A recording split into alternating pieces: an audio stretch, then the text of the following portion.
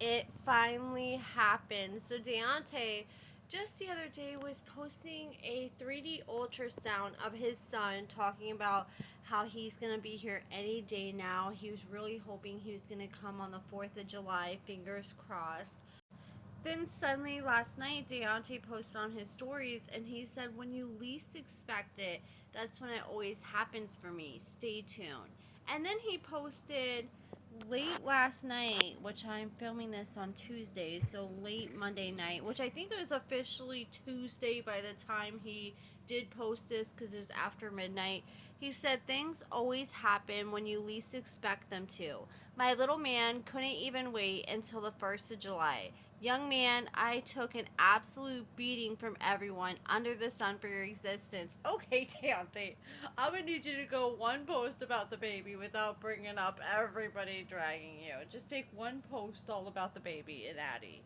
And then he said, "I took an absolute beating. People that used to be friends with me that aren't anymore, and everything in between, and I wouldn't change not one bit for nothing. Young King, I will give my life to protect you. Ladies and gentlemen, I give you Daonte Rodriguez, is that his middle name? Sierra Jr., 6'30", 25, 6 pounds, 12 ounces." So he came out a nice, healthy little baby boy.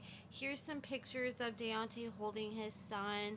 Congratulations to them. The baby is absolutely adorable. I know his girl Addie's happy because she was talking on Facebook the other day about how miserable she was because she's a small little girl. I'm honestly surprised she made it as long as she did into her pregnancy. But she was just talking about how she was so miserable because the baby was running out of room. She was uncomfortable and she was just ready for him to be here.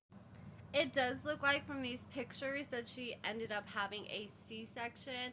And she was saying the other day on her Facebook that she was going to try to have a vaginal delivery. I think originally the plan was to have a C-section, but I think last minute they were trying to encourage her to have a vaginal delivery because the baby was officially head first, so they thought everything would go smooth. Well, she ended up going into labor, going to the hospital, and I don't know what happened exactly, but for some reason they had to go in and abandon the whole vaginal delivery.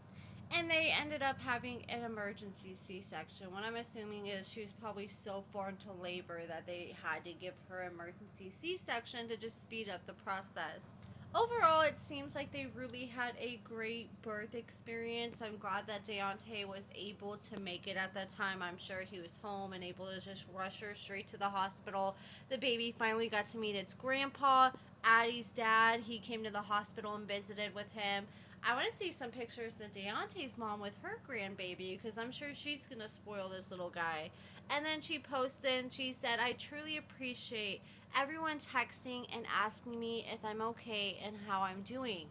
I'm doing really well, and my C-section was super easy and smooth. It was a 10 out of 10 experience. I'm pretty sore and not able to move much, but I will get my strength back and be normal again very soon." She then said she labored until 5 centimeters dilated, water broke, and contractions came 2 to 3 minutes apart, then ended with a C-section. I'm one proud mama. Then she got some pictures with him in bed afterwards. She said, "My entire world, thank you God for a safe delivery."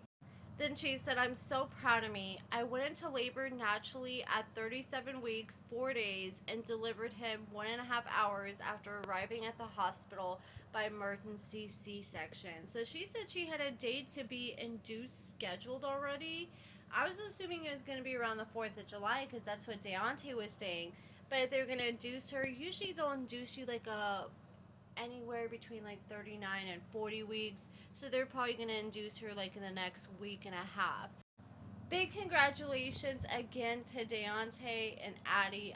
I wonder how the dog is going to react to the baby. Because the baby, that dog has been spoiled to death. I bet that dog is going to definitely have an adjustment period when it comes to not being the only baby anymore. DJ came out so healthy, so I doubt he's gonna have to go to the NICU or anything like that. They're probably gonna be out of the hospital like in the next day or two.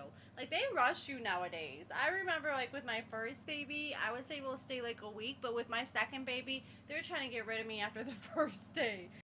Then he showed a picture at the baby where you can see the baby poking its little eyes out over the blanket. And then I want to share a baby update on Tenie and Rob. I think it's Tenie and Rob. I always say her name wrong. I apologize if I'm saying it wrong. But they shared a baby update like a week or so ago. And there's Rob kissing Tenie's stomach. And she said, "We made it out of the first trimester. The gender results are officially in." And I wonder if they plan on doing a gender reveal soon. I'm sure they will. And she said, "I woke up grateful for life and the kids because they have shown up for me tremendously." And I felt like there was somebody else that should have been giving birth around this time. Like, I know Zaria and Troy claimed they were pregnant around January. I feel like there was another Love After Lockup couple that was pregnant too, but I can't think of it off the top of my head right now. I just remember thinking at the beginning of the year, like, wow, there's gonna be multiple little Love After Lockup babies this summer. And I know, like, Ashley's pregnant, Tenny's pregnant, and I think that's pretty much it that I can think of. But I'm sure there's probably like 5 people I'm gonna think of after I'm done filming this video. That's how it always works. Like, I know Zaria and Troy were pregnant, but now I don't even know if they're pregnant anymore because they announced, like, when they were first pregnant, and then, like, when they broke up and she's like, "Oh yeah, he wants to put his hands on a married woman," and then they got back together. Now she says she won't share any updates until the new season, which I just think that's so weird because you announced it on Facebook. They literally been talking about the fact they're filming and sharing all kinds of stuff they've been filming for this season. Like, I already have an idea of what we're going to see for half of their season just because of what they shared off Facebook. But now when it comes to the baby, they don't want to talk about it. So it almost makes me wonder, like, did they lose the baby?